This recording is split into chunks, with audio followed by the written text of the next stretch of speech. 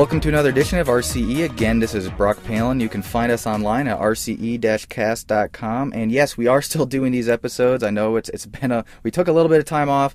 We did some things, and we are just going forward with this. But I have on the other end, as usual, Jeff Squyres from Cisco Systems and one of the authors of OpenMPI. Jeff, thanks again for helping us out. Yeah, we're back. We took a summer hiatus. That's what I'm saying. It's my story, and I'm sticking to it. So we are just 1 month away from SC. I just got my travel stuff done, and I believe we will both be there. Oh, yeah, so I'm going to be there too. Big party in Salt Lake. And our unnamed mystery guest, which you'll hear in a minute, he'll be there as well. And for the big party in Salt Lake. And I'll tell you, I can safely say I am already being crushed by my supercomputing deadlines. I have so many things to get done before then. I have escaped the past couple of years of not having any deliverables at supercomputing, but this year I've got a lot of them, and they're killing me. So yeah, we'll all be down there. We'll be probably tweeting a little bit and other things like that, and you can find all those linked off the rce-cast.com website. Also, you can find all the old back episodes on there and everything else. And you can find a link to Jeff's blog where he recently announced something about MPI 3. Yeah, that's right. Big deal. That was a long time in the making. There's a lot of new, interesting things happening in the MPI3 arena, and they're actually being implemented in the not-future, and a lot of interesting stuff there. I won't go too much into it here, but there is at least one thing that we'll talk about MPI3 a little later here in the show. Okay.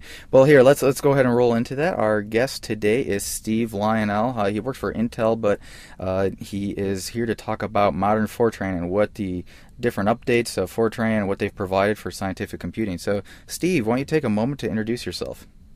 Thanks, Brock. Well, I've been in and around Fortran for going on 35 years now. It only seems like longer. I started back in 78 with DEC on VAX Fortran, and I've been working on compilers, Fortran runtime libraries, and now since 2001 I work for Intel, and I'm doing technical support for Intel for the compilers, part of Intel's developer products division. And we do more than compilers. We have some nifty analysis tools that are certainly of use for Fortran programmers. Okay, so let's get a little bit of background here. Can you give us an idea exactly what Fortran is and what it aimed to do? Fortran was designed back in the late 1950s as a way of letting scientists write programs rather than have other people try to translate what their formulas into computer language. The name Fortran stood for formula translation, and it was a pretty novel idea at the time. The early Fortran language, as it was defined, was really very small. Over the years, it has become standardized. Became initially an ANSI standard in 1966, and there have been several revisions to it since then. Let's see, 77, 90, 95, 2003, and 2008. 2008 is the latest Fortran standard. It was designed with operations that scientists and engineers and high-performance people like to use, and it's still very popular. So what is the main motivation for continued development? So, I mean, Fortran is pretty old. It's very mature. It has a lot of features in it. But what motivates the continued development of new features? What do people need new, basically? And why do you guys keep working on this? Well, one of the great things about Fortran is that it allows you to mix old code, code that was written 40 years ago will still compile and run in today's Fortran compilers. But people also want the things that some of the other whippersnapper languages have, such as derived types, polymorphism, dynamic allocation, parallel processing. We're responding to the needs of the community that are developing applications, and they want to use these in Fortran. So the standard has evolved. So why is Fortran so popularly used? I mean, it's an older language. People think like, well, don't we have anything better? Why is it still so popular? Well, it's saying that it's old is perhaps not really good. I mean, I'm old, but I hope I'm still useful. Um, the nice thing, the benefits of the Fortran language are that it tends to allow you to create very efficient programs that run fast. It has types of operations that are very commonly used in high-performance computing, such as arrays and derived types and other things. And it is compatible with an enormous body of tried and true Fortran code that's been written over the years and decades. And it's just, people are familiar with it. It works, and it doesn't have a lot of the messiness that some of the other languages have. Tries to be clean, although the standard keeps getting bigger and bigger. Now, how do you tread the fine line there between, staying away from being messy, but still using, some of the features from the young whippersnapper things like types and polymorphism and all those things?